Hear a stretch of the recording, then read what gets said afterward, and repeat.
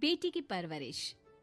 जिंदगी किसी को किस मोड़ तक ला सकती है। एक दिन कविता अपने पति से कहती है, कौन है ये बच्ची, बताते क्यों नहीं, क्यों लेकर आए हो इसे यहाँ? कविता, ये मेरी बच्ची है। माँ पापा मेरी शादी शिवानी से करने के लिए मान नहीं रहे थे, लेकिन मैं उससे बहुत प्यार करता था। अब वो इस दुनिया में नहीं है, लेकिन सन्निका की जिम्मेदारी मेरी है। इसे मैं अपने पास ही रखूंगा। कविता ये देखकर सुनकर सन्न रह जाती है। कैसी बात कर रहे हैं आप, लोग क्या कहेंगे, मैं कैसे इस बच्ची के साथ जीवन चलाऊंगी? देखिए, इसे देखकर मुझे टेंशन हो रही है। आप इसे ले जाइए यहाँ से, मेरी भी तो बेटी है, मैं उसका हक कैसे मार दूं? दिनेश कविता को किसी तरह समझा लेता है। देखो सन्निका, ये आज से तुम्हारी माँ है, इन्हें तुम्हें माँ कहना है। कविता को तो सन्निका को देखना भी गवारा नहीं है, फिर वो उसकी माँ कैसे बन पाती? और शायद दिनेश भी ये हकीकत जानता था। कुछ साल बाद देखिए, अब राधिका बड़ी हो गई है, उसके लिए किसी अच्छे घर का रिश्ता देखिए ना, शादी तो करवानी है ना। हाँ, लेकिन सन्निका उससे बड़ी है, पहले तो उसकी शादी तय करेंगे ना। जमाना जानता है कि वो एक नाजायज लड़की है, कोई उससे शादी क्यों करेगा? ऐसे भी आता है क्या उसे, जो कोई उसे अपने घर की बहू बनाएगा? तभी वहाँ सन्निका आ जाती है। पापा, मुझे स्कॉलरशिप मिल गई है, आगे का सारा खर्चा यूनिवर्सिटी वाले उठाएंगे। मैं कल ही वहाँ हॉस्टल में शिफ्ट हो रही हूँ। लो, सुना दिया ना फैसला। अरे अब क्यों शिफ्ट हो रही हो, पहले ही हो जाती शिफ्ट। दुनिया में यूँ कॉलिक तो ना होती हमारी। क्या यार कविता, एक तो खुशी की बात है कि लड़की को कुछ आगे बढ़ने पढ़ने का मौका मिल रहा है, लेकिन नहीं, तुमको तो केवल ताना मारना ही आता है। जाकर देखो शिवानी क्या कर रही है। अरे हाँ, मैं शिवानी को दूध देना भूल गई, वो कैसे उठेगी? कविता को ये सुनकर गुस्सा आ जाता है। हाँ हाँ, अपनी किताबों से फुर्सत मिले तब ना। मेरी बेटी ना कुछ खाए ना कुछ पिए, यही तो चाहती हो तुम। सन्निका, जिसने कभी कविता से बात ही नहीं की थी, क्योंकि वो उसे हमेशा कोसती, वो वहाँ से बिना कुछ कहे निकल जाती है। खाना तो पूरा बन गया, अब जाकर आराम से पैकिंग करती हूँ, कल वक्त से निकल जाऊंगी। देखिए जी, वैसे तो ये लड़की मुझे एक आंख पसंद नहीं, अपने कमरे में पैकिंग कर रही है। अरे मुझसे तो कभी बात भी नहीं करती। आप साफ साफ बोल दीजिए उसे कि घर से जाएगी तो सारा काम कौन करेगा, उसकी माँ।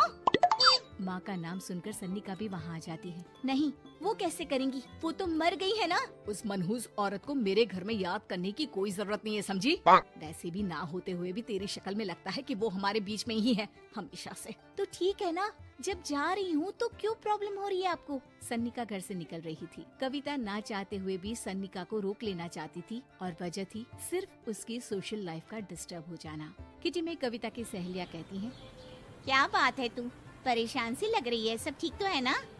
क्या हुआ, उस सन्निका ने फिर कोई तमाशा किया क्या? अरे नहीं नहीं, चली गई, वो तो ऑक्सफोर्ड की कोई NGO है, उसकी स्कॉलरशिप मिली है। मेरा भाई बता रहा था कि उसका तो फ्यूचर ब्राइट है। अरे चल ना, तुझे क्या, तेरा तो पीछा छूटा उससे। अरे कैसे क्या नहीं, घर का सारा काम करती थी। इसकी छोटी बेटी को भी तो उसी ने संभाला था, याद है? उसकी छोटी बेटी का जो केस हुआ था, वो भी अपने सर ले लिया था। हाँ, तो बदले में सारा खर्चा भी तो हम लोग ही उठा रहे थे ना। और पता है, वो मुझसे बात भी नहीं करती, जैसे पता नहीं मैं ही उसके माँ के मरने के लिए जिम्मेदार हूँ। अरे खुद को क्यों दोष दे रही है, तूने जो किया शायद कोई नहीं करता। कविता को समझ में नहीं आ रहा था कि उसके साथ ऊपर वाले ने ऐसा क्यों किया। वो शाम को घर आती है। आज तो बहुत खुश होगी तुम, एक बला से छुटकारा मिला ना तुमको। बेचारी की जिंदगी नरक बना कर रखी थी। वो तो कहते हैं ना, ऊपर वाला सब देखता है। देखो, चुन लिया उसने अपना रास्ता। कविता का मन तो करता है कि वो पति को सब कुछ सुना दे, लेकिन सामने सास खड़ी होती है। ये तो है, बेचारे को खाना बनाने से लेकर घर के सारे काम करने पड़ते थे। बाहर का भी कोई काम होता तो वही देखती। अब देखते हैं घर का काम कैसे होता है। तभी कविता की बेटी उसके लिए चाय लेकर आ जाती है। लो माँ चाय, कैसी रही किट्टी? अच्छी थी बेटा, खाने में कुछ बनाया है क्या? हाँ, सन्निका दीदी जैसी ही सब्जी बना दी है, आप रोटी बना लो। और हाँ, कल मैं चली जाऊंगी इलेक्ट्रिक बिल और राशन लाने के लिए। अच्छा अच्छा, पैसे मैं दे दूंगी। सन्निका कार्ड दे गई है ना? हाँ माँ, एक कार्ड तो देकर गई है। अरे चोर नहीं थी वो, मेरे बेटे का ही खून है। पता नहीं कितना घमंड भरा है इसमें। अरे छोड़ो ना माँ, जिसको जो बनना था वो बन ही जाएगा। अच्छा माँ, कल चलना है उसके कॉलेज में, सभी पेरेंट्स को बुलाया गया है। अब कविता तो जाने से रही, तो हम ही साथ चलते हैं। हाँ बेटा, उस बिन माँ की बेटी का है ही कौन, अब क्या था, कविता का गुस्सा फूट पड़ता है।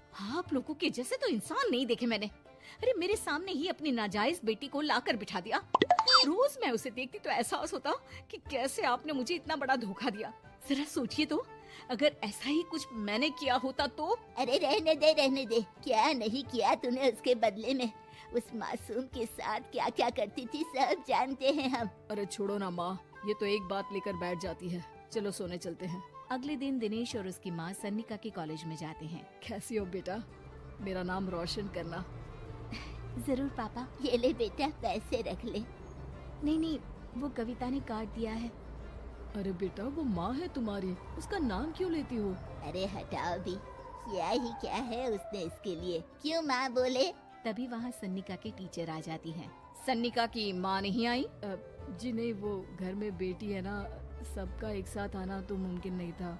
तो उन्हें भेज देते, हम सभी उनसे मिलना चाहते हैं। मानना पड़ेगा, बहुत अच्छी तरह से पाला है उन्होंने अपनी बेटी को।